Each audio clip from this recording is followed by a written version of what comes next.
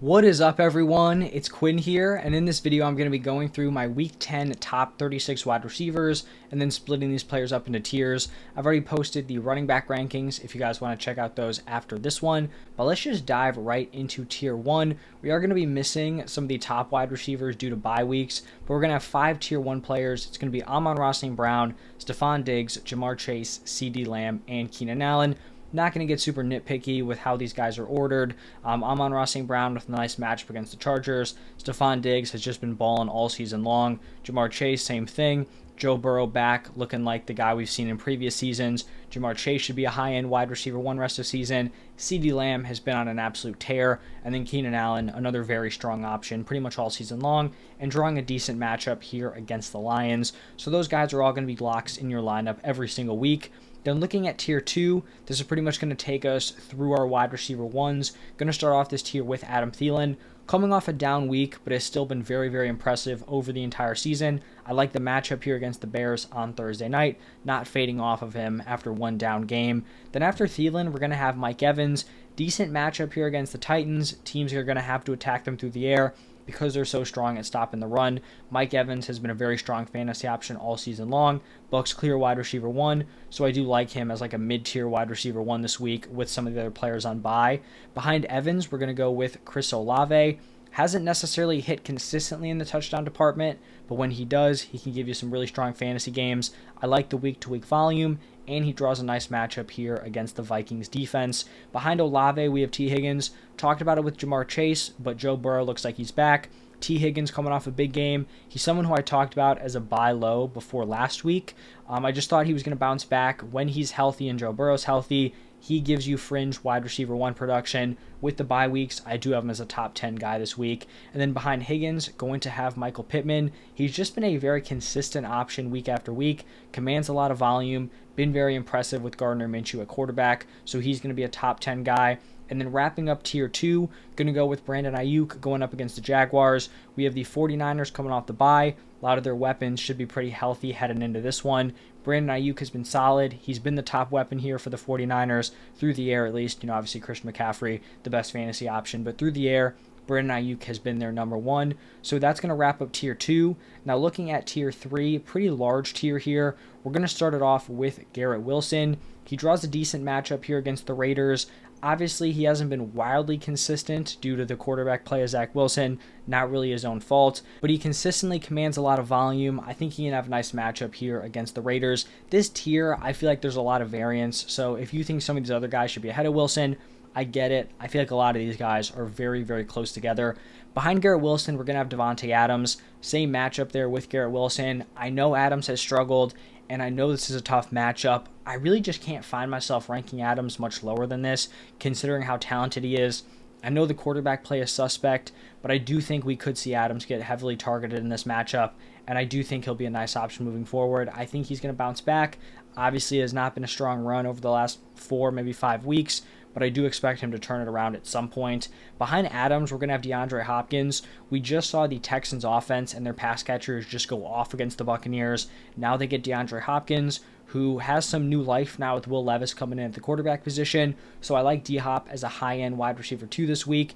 Behind him, I have Amari Cooper, and I feel like Amari Cooper's, kind of trajectory rest of season is definitely looking up now that Deshaun Watson is back and healthy. With Deshaun Watson in the lineup, Amari Cooper has been very strong. With the non-Deshaun Watson quarterbacks, it has not been smooth for Amari Cooper, so I like Watson back. They do draw a tough matchup here against the Ravens, but I still think Amari Cooper belongs as like a high-end to mid-tier running back 2. Behind Cooper, we're going to go with Deebo Samuel. He hasn't necessarily had the same production as Brandon Ayuk, but he's been hit with some tough injury games. Still a very, very talented player. Decent matchup here against the Jaguars. I think he's a nice mid-tier wide receiver 2. Then we're going to have Deontay Johnson. Since coming back off of IR, he just continues to consistently command targets. We also saw him get into the end zone, which is great to see. Hadn't scored this year, and then didn't score all of the 2022 season. So good to see him score. Going up against the Packers, I like him this week. Behind Deontay, we're going to have Nico Collins. had a nice bounce back game in that just masterclass from CJ Stroud. He was kind of overshadowed by some of their other weapons, Tank Dell, Noah Brown, Dalton Schultz, but still gave you a solid fantasy day. I would still view him as their top wide receiver, but Tank Dell honestly is gaining at this point. After Collins, we are going to have Terry McLaurin to wrap up this tier. Terry has just been very, very consistent week after week, so I think he kind of deserves this top 20 wide receiver slot. Now looking at tier 4, another pretty large tier, we're going to start it off with DJ Moore. DJ Moore would have been locked into tier 3 if Justin Fields was going to be the quarterback, but it looks like they're rolling with Bajent, which has not been great for DJ Moore. I still think he could have a nice game here. It just hasn't been as electric as it was with Justin Fields at the quarterback position. Then after Moore, we are going to have back-to-back Jaguars wide receivers. And even though the 49ers defense is seemingly very tough, they've actually given up close to the most points to opposing fantasy wide receivers. So I think both of these guys are nice plays. I slightly prefer Calvin Ridley, but they kind of seem to switch off in terms of what players are having the big games. So Ridley and Kirk back to back. Behind those two, I have Tank Dell, who I mentioned, really having a breakout rookie season. He's been a little bit boom or bust, but in terms of like his point per game number, he is still a very, very strong weekly start going up here against the Bengals. Behind Tank Dell, I'm going to have Marquise Brown, very high on Hollywood rest of season with Kyler Murray back.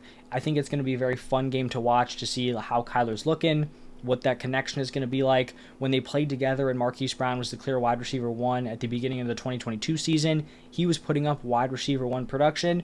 Don't know if we're going to see that again, but I do think he'll be a nice option moving forward, and I'll probably be ranking him higher as Kyler kind of gets more settled into this season. After Hollywood, we're going to have Jordan Addison. This feels a little bit low for Addison, especially after the big Josh Dobbs game. I don't know if we can expect that type of production out of Dobbs consistently. Also, not a great matchup here against the Saints, but I still think Addison has proven he's plenty talented. Dobbs is going to go out there and sling it. He's not super like a game manager quarterback who's just going to try to keep him in the game, let the defense win it. He's going to go out there, he's going to sling it, which I do think is good for his weapons. Also looks like probably no Jefferson this week, so Jordan Addison should be the wide receiver 1 there. Then after Jordan Addison, I'm going to have a pair of Seahawks wide receivers with DK Metcalf and Tyler Lockett. And I was kind of going back and forth on where I would rank these guys because they draw a great matchup here against the Commanders. But as a whole, both of these players have kind of been underwhelming.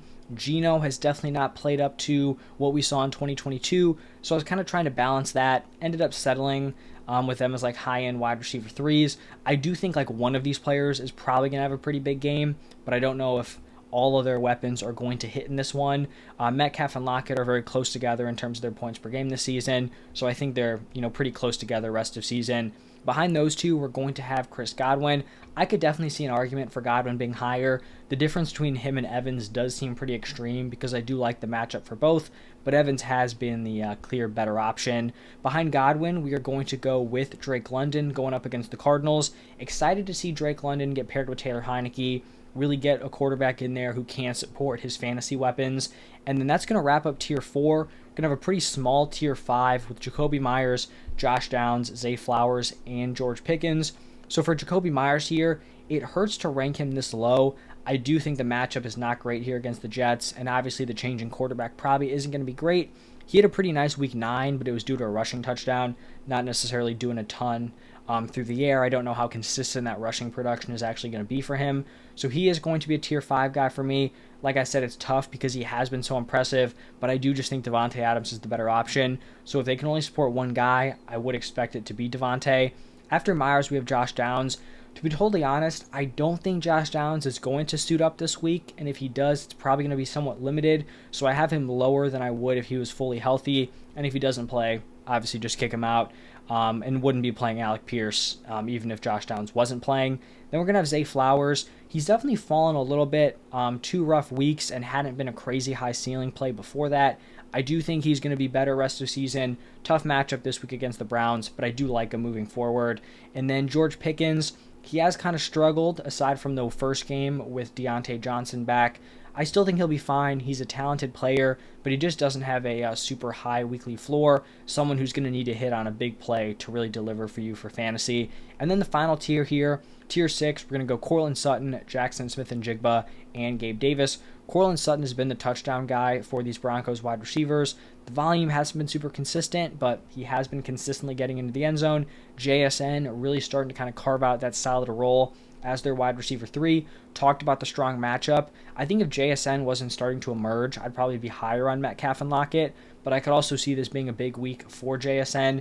And then the final guy in this tier, Gabe Davis, very boomer bust. Also considered a guy like Jahan Dotson here. Ended up siding with Davis, but very close between those guys. So that's going to wrap it up for the top 36 wide receivers. Hope you guys enjoyed the video. If you did, smash that like button, subscribe to the channel. Thank you for stopping by, and I will see you all in the next one.